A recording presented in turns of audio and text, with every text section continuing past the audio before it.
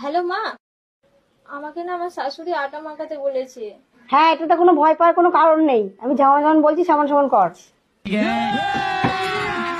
প্রথম আটা ঢাল। কোথায়? আরে তোর মাথায়, এটুকুনিও জানিস না?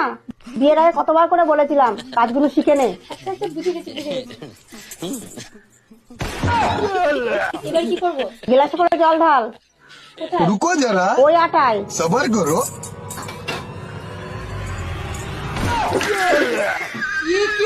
বল শক্ত আছে না নরম আছে? নরম নরম লাগছে। তাহলে একটু শুকনো আটা দে। করেছি। দিয়ে এবার কেমন হয়েছে আমাকে বল। একটু শক্ত শক্ত লাগছে। এবার হাতে করে একটু জল দে। ভালো করে মাখিয়ে আমাকে ফটো তুলে পাঠা।